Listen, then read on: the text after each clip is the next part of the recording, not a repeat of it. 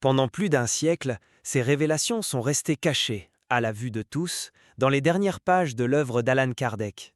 Non pas parce qu'elles étaient secrètes, mais parce que la vérité qu'elles contenaient était trop accablante. Kardec ne s'est pas contenté d'interroger les esprits sur la vie après la mort. Il les a interrogés sur le moment même de la transition, sur le secret que l'âme découvre lorsque le corps commence à dire adieu. Qu'advient-il de la conscience lorsque la force physique s'affaiblit? Que ressent un esprit lorsqu'il réalise que vieillir n'était pas une condamnation, mais l'entraînement final pour sa véritable ascension? Si vous avez déjà contemplé une personne âgée et ressenti un écho de votre propre avenir, si dans le silence de la nuit vous vous êtes demandé quelle vérité vous attend après votre dernier souffle, alors ce message a voyagé dans le temps pour vous trouver. Car aujourd'hui, ce que Kardec a entendu de lèvres qui n'avaient plus de corps sera enfin révélé à votre âme. On dirait le murmure du vent en fin d'après-midi, n'est-ce pas? Cet instant où le soleil cesse de brûler mais caresse, et où le corps, tel un arbre fruitier depuis d'innombrables étés, commence à sentir le poids de ses propres branches. Nous traversons la vie en croyant que nous sommes ce corps, que notre force réside dans la fermeté de nos pas ou la clarté de notre vision. Mais il existe une vérité plus profonde, une mélodie qui ne commence à se faire entendre que lorsque le bruit du monde extérieur s'apaise. Le corps est un instrument, oui, le précieux outil qui nous est prêté pour cette symphonie terrestre. Et comme tout instrument joué avec passion, avec le temps, il montre des signes d'usure. Ses cordes se détendent, son bois s'use. Mais le musicien, l'âme qui pince ses cordes, ne vieillit pas. Au contraire, son art s'affine, sa compréhension de la mélodie atteint une profondeur que la jeunesse, dans son impatience bénie, ne peut même pas imaginer. L'évolution de l'esprit ne se mesure pas à la force qu'il élève, mais à la lumière qu'il rayonne à travers les fissures du temps. Il arrive un moment où regarder en arrière n'est plus un acte de nostalgie, mais de reconnaissance. Chaque rire, chaque larme, chaque souffrance silencieuse était une graine plantée dans le vaste champ de la conscience. La vieillesse devient alors la saison des récoltes. Ce qui semblait une perte, l'agilité, la vigueur, se révèle comme un espace ouvert vers quelque chose de bien plus grand. C'est comme si l'âme, pendant des années, avait murmuré derrière un voile épais, et que ce voile devenait désormais translucide. La vibration de l'esprit se fait plus claire, plus présente. Nous ne rivalisons plus, nous ne courons plus. Nous sommes, tout simplement. Tel est le grand paradoxe et la bénédiction cachée. Tandis que le corps se penche vers la terre, l'esprit s'élève avec une légèreté qu'il n'avait jamais connue. La sagesse ne se puise pas dans les livres, mais dans la vie elle-même, une vérité que seule l'expérience peut révéler. C'est le temps de l'éveil serein, où le but n'est plus d'agir, mais d'être. On nous a appris à craindre ce moment, à le voir comme un coucher de soleil. Mais que se passerait-il si c'était une aube d'un autre genre? Une aube intérieure? Les passions qui agitaient autrefois l'âme comme une tempête sur l'océan se sont désormais apaisées, laissant place à une mer sereine qui reflète le ciel avec une clarté saisissante. Dans ce silence, dans ce calme, la présence de notre véritable moi se manifeste. Nous acquérons une lucidité non mentale mais spirituelle. C'est la capacité de voir l'ensemble, de comprendre comment chaque fil de notre existence, même le plus sombre et le plus emmêlé, a contribué à la beauté du dessin final. Ici, la mort cesse d'être un spectre terrifiant pour devenir une transition naturelle, un horizon vers lequel l'esprit vogue tranquillement. Les enseignements de Kardec résonnent dans cette compréhension non comme une doctrine, mais comme l'écho de ce que notre âme a toujours connu. Imaginez une vieille lanterne. Pendant des années, son verre a été recouvert par la poussière et la suie de la route. La lumière intérieure était toujours là, mais son éclat s'était terni. La vieillesse est le processus par lequel la douce pluie du temps lave délicatement ce verre. Le corps devient plus fragile, plus transparent, et c'est précisément pour cette raison que la lumière de l'esprit, notre essence immortelle, peut briller plus intensément pour ceux qui ont des yeux pour voir. La véritable réunion ne se fait pas avec les autres, mais avec soi-même, avec cette part de notre conscience restée intacte à travers toutes les tempêtes. C'est le moment de rayonner cette paix, d'être un phare immobile dans le port, offrant la lumière non pas par des mots, mais par la pure vibration d'une vie comprise et acceptée. Ainsi, tandis que le monde extérieur perd de son importance, un univers intérieur s'élargit. Le voyage cesse d'être tourné vers l'extérieur pour devenir un voyage vers le centre de l'être. Ce n'est pas une fin, mais une préparation intime et sacrée. L'âme commence à reconnaître sa véritable nature, se débarrassant progressivement des rôles et des masques qu'elle a portés si longtemps. Elle est comme un fleuve qui, en s'approchant de la mer, commence à ressentir l'immensité de l'océan auquel il appartient. La perte de force physique n'est pas un renoncement, mais une invitation. Une invitation à se tourner vers l'intérieur, à se réconcilier avec sa propre histoire et à se préparer sereinement à la prochaine étape du voyage, ce retour à la source auquel l'esprit aspire dans le plus profond silence. Avez-vous déjà ressenti cet appel à l'introspection ? C'est comme le murmure d'un ruisseau souterrain, un courant d'eau vive qui coule depuis toujours sous notre conscience, mais que nous ne percevons que lorsque le vacarme du quotidien s'estompe. Vieillir est, par essence, une invitation à s'asseoir au bord de ce ruisseau. C'est un appel au silence, non pas un silence vide, mais un silence empli d'échos et de souvenirs. C'est le moment d'ouvrir le livre de notre propre vie, non pas pour en juger les chapitres, mais pour le lire avec la compassion de celui qui comprend tout le chemin parcouru. Chaque page, chaque tache d'encre, chaque mot raturé fait partie de la vérité de notre âme.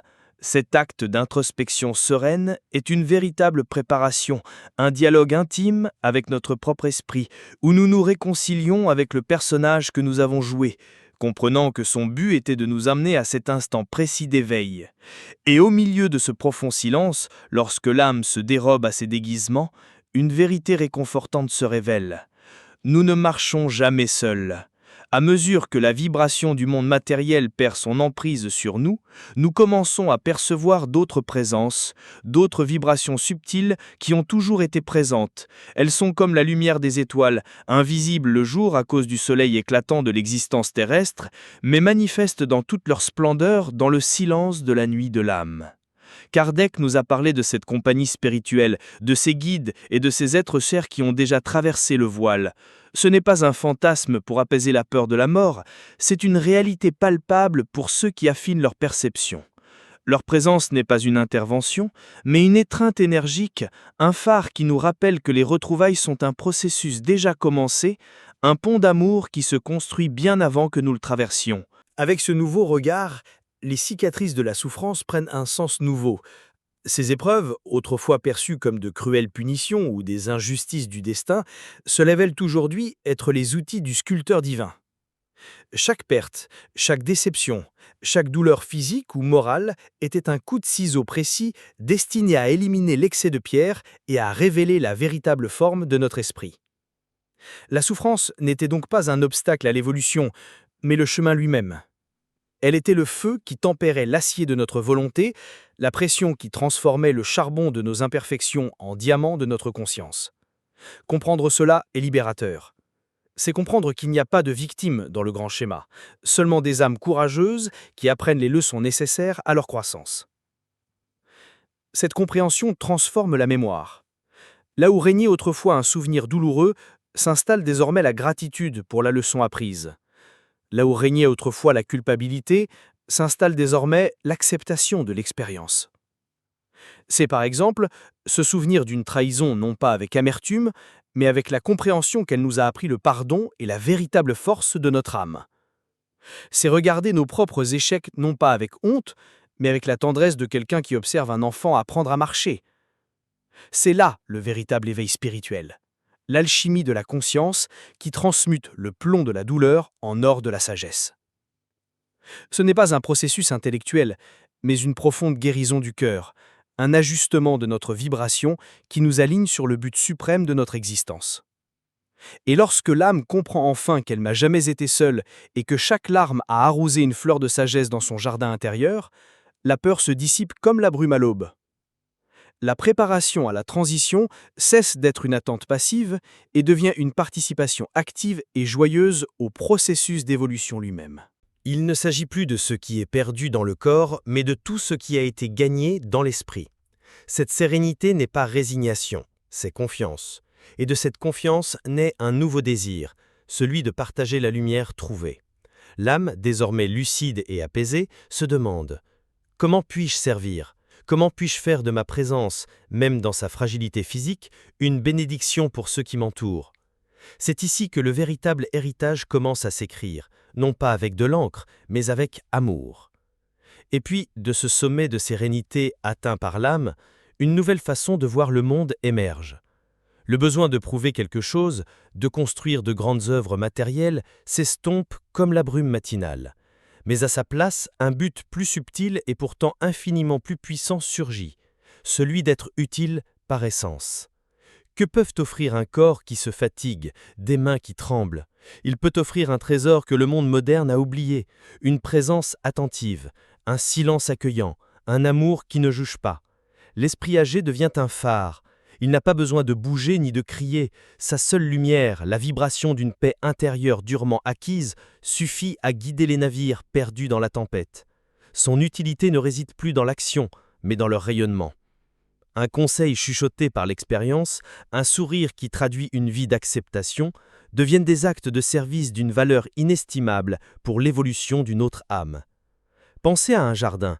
Parfois la fleur la plus importante n'est pas la plus grande ni la plus colorée, mais celle qui, par son parfum discret, attire les abeilles qui polliniseront tout le reste. L'âme, dans sa vieillesse, peut être cette fleur. Sans bouger, elle transforme l'environnement qui l'entoure. Son calme est contagieux. Sa perspective, forgée dans le feu de la souffrance et du temps, relativise les tragédies fugaces de ceux qui sont encore au cœur de la bataille. Ils deviennent les gardiens de la mémoire, des encres vivantes qui nous rappellent une vérité plus profonde. Leur présence nous rappelle constamment que la vie est plus que la course quotidienne. Ce service silencieux est un acte de semence dans la conscience des autres, un éveil qu'ils aspirent sans même le vouloir. Cette sérénité active trouve son fondement dans une compréhension transformatrice de la mort. Pour l'esprit qui a accompli son travail intérieur, la mort cesse d'être l'ennemi, la fin brutale et redoutée. Elle se révèle telle qu'elle a toujours été, un retour à la source.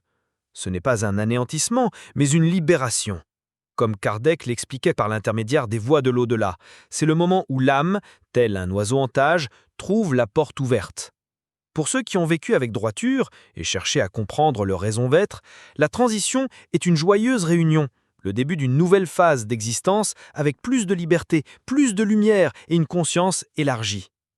La mort n'est donc pas une tragédie qui interrompt l'utilité d'un être, mais l'aboutissement de son service sur Terre et le début d'un service sur un autre plan. Dans cette perspective, quel est le véritable héritage que nous laissons derrière nous ? Les biens matériels rouillent, sont partagés et oubliés. Titres et réussites tombent en poussière dans les pages de l'histoire. Le seul héritage qui perdure, qui est inscrit dans l'éternité, c'est notre exemple. C'est l'empreinte invisible que notre vie laisse dans l'âme des autres. Il ne s'agit pas de ce que nous avons dit ou fait, mais de ce que nous avons fait ressentir aux autres. Le plus grand trésor qu'un être humain puisse laisser derrière lui est le souvenir de sa dignité face à l'adversité, de sa confiance en la vie malgré ses blessures, de sa capacité à aimer même dans la douleur physique. C'est cet héritage qui ne peut être valorisé, une vibration de vérité qui continue d'inspirer et de guider longtemps après sa disparition physique. Et cet héritage de lumière ne s'improvise pas dans les derniers jours, il est le fruit d'une vie de semailles. La paix dont un esprit fait preuve au seuil de son départ est le reflet des combats intérieurs qu'il a gagnés, de la paix qu'il a instaurée avec lui-même et avec les autres. Ce n'est pas un don, c'est un accomplissement. Cela nous amène à une vérité fondamentale. Pour vivre une vieillesse paisible et laisser un héritage d'amour, la préparation doit commencer bien avant. C'est un travail de réconciliation, de guérison des vieilles blessures, de fermeture des cercles laissés ouverts. C'est un chemin de pardon que l'âme doit entreprendre pour enfin décoller, légère et libérée. Et puis, de ce sommet de sérénité atteint par l'âme, une nouvelle façon de voir le monde émerge. Le besoin de prouver quelque chose, de construire de grandes œuvres matérielles s'estompe comme la brume matinale. Mais à sa place, un but plus subtil et pourtant infiniment plus puissant surgit, celui d'être utile par essence. Que peuvent offrir un corps qui se fatigue, des mains qui tremblent? Il peut offrir un trésor que le monde moderne a oublié, une présence attentive, un silence accueillant, un amour qui ne juge pas. L'esprit âgé devient un phare. Il n'a pas besoin de bouger ni de crier. Sa seule lumière, la vibration d'une paix intérieure durement acquise, suffit à guider les navires perdus dans la tempête. Son utilité ne réside plus dans l'action, mais dans le rayonnement. Un conseil chuchoté par l'expérience, un sourire qui traduit une vie d'acceptation, deviennent des actes de service d'une valeur inestimable pour l'évolution d'une autre âme. Pensez à un jardin. Parfois, la fleur la plus importante n'est pas la plus grande ni la plus colorée, mais celle qui, par son parfum discret, attire les abeilles qui polliniseront tout le reste. L'âme, dans sa vieillesse, peut être cette fleur. Sans bouger, elle transforme l'environnement qui l'entoure. Son calme est contagieux. Sa perspective, forgée dans le feu de la souffrance et du temps, relativise les tragédies fugaces de ceux qui sont encore au cœur de la bataille. Ils deviennent les gardiens de la mémoire, des encres vivantes qui nous rappellent une vérité plus profonde. Leur présence nous rappelle constamment que la vie est plus que la course quotidienne. Ce service silencieux est un acte de semence dans la conscience des autres, un éveil qu'ils inspirent sans même le vouloir. Cette sérénité active trouve son fondement dans une compréhension transformatrice de la mort. Pour l'esprit qui a accompli son travail intérieur, la mort cesse d'être l'ennemi, la fin brutale est redoutée. Elle se révèle telle qu'elle a toujours été, un retour à la source. Ce n'est pas un anéantissement, mais une libération. Comme Kardec l'expliquait par l'intermédiaire des voies de l'au-delà, c'est le moment où l'âme, tel un oiseau en cage, trouve la porte ouverte. Pour ceux qui ont vécu avec droiture et cherché à comprendre leur raison d'être, la transition est une joyeuse réunion. Le début d'une nouvelle phase d'existence avec plus de liberté, plus de lumière et une conscience élargie. La mort n'est donc pas une tragédie qui interrompt l'utilité d'un être, mais l'aboutissement de son service sur Terre et le début d'un service sur un autre plan. Dans cette perspective, quel est le véritable héritage que nous laissons derrière nous ? Les biens matériels rouillent, sont partagés et oubliés. Titres et réussites tombent en poussière dans les pages de l'histoire. Le seul héritage qui perdure, qui est inscrit dans l'éternité, c'est notre exemple. C'est l'empreinte invisible que notre vie laisse dans l'âme des autres. Il ne s'agit pas de ce que nous avons dit ou fait, mais de ce que nous avons fait ressentir aux autres.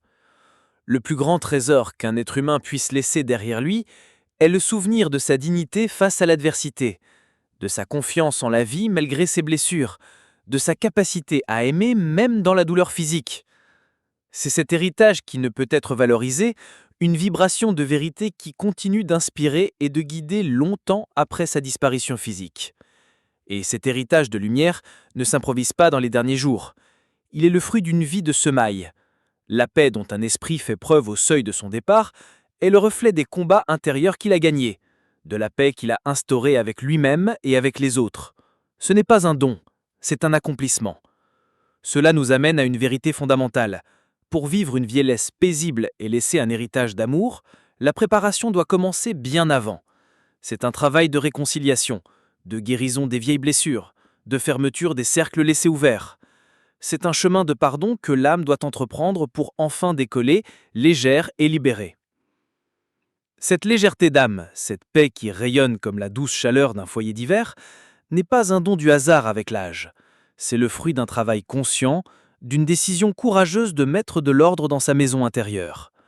La vieillesse se présente comme la saison idéale pour ce grand acte de réconciliation. C'est comme si la vie nous offrait un temps de grâce, un silence sacré, pour que nous puissions ouvrir les portes de notre cœur que nous gardions fermées par peur de la douleur. C'est le moment de dépoussiérer les vieux souvenirs, non pas pour revivre la souffrance, mais pour la regarder avec un regard neuf, pour comprendre son rôle dans notre évolution. Fermer les cycles, c'est guérir sa propre histoire. Pardonner aux autres non pas parce qu'ils le méritent, mais parce que notre âme mérite la paix. Et plus important encore, c'est le moment de se pardonner à soi-même de n'avoir pas su faire mieux. Chaque pardon est une encre qui se libère, préparant l'esprit au voyage de retour. Ce pardon est l'axe central de l'éveil de la conscience. C'est la clé qui libère l'âme des courants du passé. Tant que nous entretenons rancune ou culpabilité, une part de notre énergie, de notre vibration, reste liée à des événements et à des personnes qui ont déjà rempli leur rôle. Le pardon est un acte de souveraineté spirituelle. C'est retrouver notre pouvoir, notre pleine présence dans l'ici et maintenant. Imaginez que chaque blessure non cicatrisée est un fil invisible qui vous relie au rivage. Se préparer au grand voyage vers l'au-delà, vers cette réunion avec notre essence, nécessite de couper ces fils. Ce faisant, la vérité de qui nous sommes, des êtres de lumière en chemin d'apprentissage, se révèle avec une clarté bouleversante. Le silence qui suit le pardon est le lieu où la voix de l'esprit peut enfin se faire entendre. Mais cet état de grâce ne se construit pas du jour au lendemain. Se préparer à une vieillesse sereine, c'est comme cultiver un arbre robuste. Il faut commencer bien avant que son ombre ne soit nécessaire. Les graines de la foi, la confiance dans le cours de la vie, l'habitude du pardon et la quête d'un but supérieur se sèment dans la jeunesse et s'arrosent à maturité. Ce sont les valeurs de l'esprit qui construisent le refuge intérieur qui nous soutiendra lorsque notre corps commencera à faiblir. Nous avons hâte que la tempête frappe pour commencer à construire la maison. Chaque acte de bonté, chaque moment d'introspection, chaque choix fondé sur l'amour plutôt que sur la peur est une brique que nous ajoutons à notre force intérieure. L'évolution est un processus quotidien, pas un événement de dernière minute. Lorsque les vents de la vieillesse soufflent plus fort, lorsque notre corps nous rappelle notre temporalité et que le monde semble se rétrécir, c'est alors que nous découvrons de quoi est véritablement faite notre foi. Non pas une foi aveugle ou dogmatique, mais cette confiance profonde, cette intime certitude que nous ne sommes pas des êtres matériels vivant une expérience spirituelle, mais un esprit immortel vivant une expérience matérielle, comme nous le rappelle la philosophie de Kardec. Cette foi est l'huile qui maintient notre lampe allumée dans la nuit la plus sombre. C'est la conscience que la mort n'est pas un abîme, mais une porte. Cette confiance, cultivée au fil des ans, est ce qui permet à l'âme d'affronter la transition non pas avec panique, mais avec une curiosité sacrée et une paix qui transcende toute compréhension. Et tandis que l'âme est éclairée par le pardon et renforcée par une foi vécue, un phénomène naturel et magnifique se produit. L'attachement aux choses du monde, aux possessions, aux rôles et même à son propre corps commence à se dissoudre doucement. Il ne s'agit pas d'un renoncement forcé ni d'un acte de mépris de la vie, bien au contraire. C'est la reconnaissance d'avoir vécu pleinement, d'avoir aimé profondément et d'avoir appris sa leçon, tel un fruit mûr qui, après avoir reçu tout le soleil et la nourriture dont il a besoin, tombe de l'arbre sans effort et sans violence. Ce détachement naturel n'est pas tristesse, c'est liberté. C'est l'esprit, sentant la proximité de sa véritable demeure, qui commence à larguer les amarres, se préparant à flotter librement vers la lumière. Ce détachement qui jaillit du cœur de l'esprit n'est pas un acte de volonté, mais une conséquence naturelle de la sagesse acquise. C'est comme la respiration qui ralentit et s'approfondit pendant le sommeil. L'esprit, dans sa phase finale de préparation, commence à se détacher progressivement de la matière. Les préoccupations matérielles, les conversations futiles et les soucis qui autrefois consommaient tant d'énergie perdent de leur force. L'âme commence à rassembler ses fils de lumière, retirant son énergie du plan physique pour la concentrer sur sa propre essence.